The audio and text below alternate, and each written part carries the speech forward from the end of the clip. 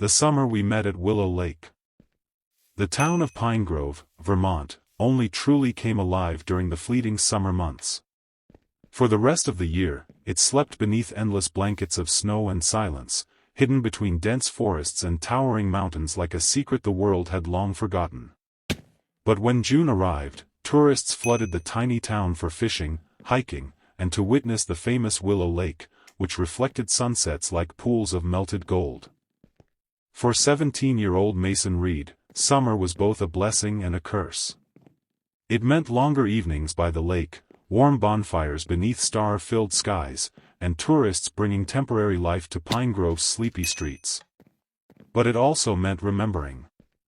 It meant reliving the memory of his older brother, Noah, who had drowned in Willow Lake 3 summers earlier. Since that day, Mason avoided the water whenever he could. Still, every morning before sunrise, he worked at his uncle's canoe rental shop near the dock because his family needed the money. College was approaching, bills kept piling up, and grief, as Mason had painfully learned, did not pause for real life. Most mornings felt exactly the same. Until the girl with the yellow camera arrived. It happened on the hottest day of June. Mason was stacking life jackets beside the wooden dock when he noticed her stepping out of a faded blue pickup truck parked near the lake. Her curly black hair was tied loosely with a red ribbon, and a vintage yellow camera hung around her neck like something precious. She wore ripped jeans despite the heat and carried herself with the restless energy of someone who never stayed in one place for very long. A little boy jumped out after her. "Lena! Wait up," he shouted, nearly tripping over his untied shoelaces. She rolled her eyes dramatically. "Ethan, if you fall into the lake again, I'm leaving you there." The boy laughed and ran ahead. Mason watched them longer than he intended to, and the girl immediately noticed. "You charge people for staring too?" she called out, her voice sharp but playful. Mason blinked awkwardly, heat rising to his cheeks. "No," he replied. "First one's free." She smirked, and somehow that tiny smile hit him harder than it should have. "My aunt said this place rents canoes," she said as she walked toward him. "Unless the terrifying customer service is part of the experience." Mason laughed quietly despite himself. "You staying long?" he asked, reaching for the clipboard beside him. "Unfortunately," she replied, though something in her expression suggested she didn't entirely mean it. "What's your name?" Mason asked. "Lena Hart," she replied. Even her name sounded cinematic to him, like something from an old movie. Over the next few days, Mason kept seeing her everywhere. At the grocery store, she argued with Ethan over cereal brands. At the diner downtown, she sketched strangers in a tiny notebook while absent-mindedly chewing on French fries. At the bookstore, she sat cross-legged on the floor reading horror novels while customers stepped around her. Pine Grove was too small not to notice someone like Lena. She had the kind of energy that disrupted a room. She laughed loudly, asked strange questions, and wore oversized sweaters even during warm evenings. Adults called her different in that careful small-town way people described anyone they didn't quite understand. Mason liked that about her. One evening near sunset, Lena returned to the canoe dock alone. "You ever actually go out on the lake?" she asked, tilting her head slightly. Mason stiffened. "Sometimes." That sounded like a lie. He looked away toward the water. The lake reflected the orange sky so perfectly it barely looked real. "My brother drowned out there," he admitted quietly. Lena's expression softened instantly. "Oh." Most people became uncomfortable after hearing about Noah. They apologized too quickly or changed the subject entirely, afraid grief might somehow spread to them too. But Lena didn't. Instead, she sat beside him on the dock, her legs dangling over the dark water. "My mom died last year," she said softly while staring ahead. "Cancer. And ever since then, my dad's been acting like if he moves us around enough, maybe grief won't be able to find us." The evening breeze carried the scent of pine trees and lake water around them. "I'm sorry," Mason whispered. "Me too." That simple conversation changed everything. After that night, they became inseparable. They explored abandoned trails winding through the woods, broke into the old drive-in theater outside town just to watch stars from the rooftop, and ate greasy fries at midnight diners while Lena passionately ranked horror movies with shocking seriousness. Mason hadn't laughed that much in years. And Lena, who always acted fearless, slowly began allowing him to see the sadness she carried beneath her jokes and sarcasm. At times, Mason caught her staring blankly at happy families inside restaurants. Other nights, he heard her crying quietly during late-night phone calls outside her aunt's cabin. But most of the time, she smiled. And when she smiled, the entire world seemed lighter. One rainy afternoon, they hid inside the downtown bookstore while thunder rolled outside the windows.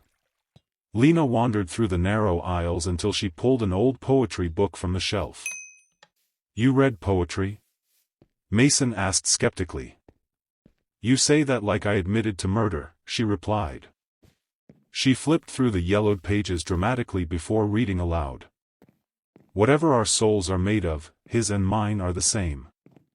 "Emily Bronte," Mason said immediately. Lena pointed at him accusingly. "You know literature?" "My mom was an English teacher." She narrowed her eyes playfully. "Okay, mysterious lake boy.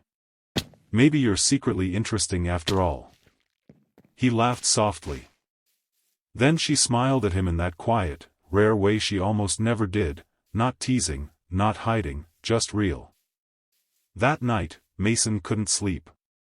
For the first time since Noah died, he felt happiness without guilt attached to it. And that terrified him. July arrived with fireworks, unbearable heat, and crowds of tourists flooding Pine Grove for the annual Summer Lantern Festival beside Willow Lake. Families hung glowing paper lanterns across the trees while local bands played music near the shore. The entire town looked magical. "You clean up okay?" she teased. "You look," Mason began, but lost the sentence halfway through. Lena smiled knowingly. "I know." Together, they wandered through the festival eating funnel cake and listening to music drifting softly across the lake. Near the water, hundreds of floating lanterns shimmered against the darkness like fallen stars. "My mom loved things like this," Lena whispered quietly. "She used to believe that every lantern carried a wish." "What would you wish for?" Mason asked. Lena stared at the glowing lights for a long moment. "More time." The honesty in her voice nearly broke him. Without thinking, Mason reached for her hand. She looked down at their intertwined fingers before lifting her eyes back to his. Then she kissed him. It wasn't dramatic. No fireworks exploded above them, and no music swelled in the background. It was simply soft lips, warm summer air, and the quiet realization that nothing between them would ever feel the same again. After that night, everything deepened. They stole kisses behind the canoe shop and stayed awake until sunrise talking about dreams they were too afraid to admit aloud. Lena confessed she wanted to become a photographer and travel the world someday. Mason admitted he secretly wrote stories nobody had ever read. "You should let people see them," she told him one night. "They're not good." "You don't believe that," she whispered. Maybe she knew him too well already. One evening, Mason arrived at the dock to find Lena sitting alone with her knees pulled tightly against her chest. Something was wrong immediately. "What happened?" he asked quietly. Without speaking, she handed him a folded letter. It was from her father. "Job transfer approved. Seattle. Leaving in 4 days." Mason read the words twice without properly breathing. Oh. That single word carried an entire world of devastation. Lena looked away quickly. "I knew this would happen eventually. You could stay." She laughed bitterly. I'm 17, Mason. He sat beside her heavily while the lake rippled beneath the fading evening light. What are we supposed to do now? He whispered. Lena didn't answer. Because there wasn't one. The next few days felt painfully fragile.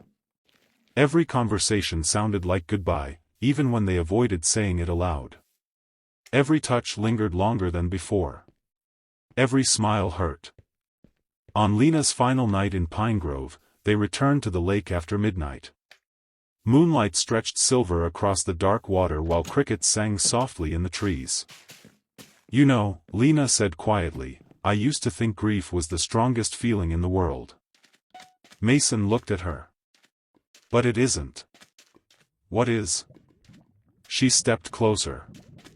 Loving someone you can't keep. Mason's chest tightened painfully. Lena reached into her bag and pulled out her old yellow camera. I took something for you. She handed him a photograph. It was a picture of him sitting on the dock at sunset weeks earlier, staring toward the water. In the photograph, he looked peaceful. Almost healed. You made me look different, he whispered. No, Lena said softly. That's how you looked whenever you forgot to be sad. Tears burned behind Mason's eyes. I don't want you to go. I know. For a long moment, they simply stood there beneath the moonlight.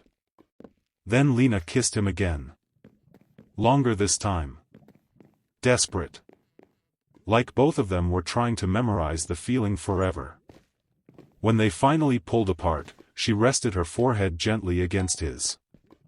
You ruined Pine Grove for me, she whispered sadly. What? Now nowhere else is ever going to feel like enough. The next morning, she was gone before sunrise. There was no dramatic goodbye, no final speech, only an empty cabin beside the woods and tire tracks fading slowly down the highway. Summer ended after that. Tourists disappeared. The lake grew cold again. Life in Pine Grove returned to normal. But Mason never truly did. Sometimes he still sat alone on the dock at sunset holding Lena's photograph in his hands. Other nights, he reread the postcards she mailed from different cities across America. Seattle. Chicago. San Francisco. Every postcard ended with the same sentence. Wish you were here. Years later, Mason would publish his first novel. And on the dedication page, beneath thousands of printed words, there would only be one line. For the girl with the yellow camera, who taught me that love can exist, even when it isn't meant to stay.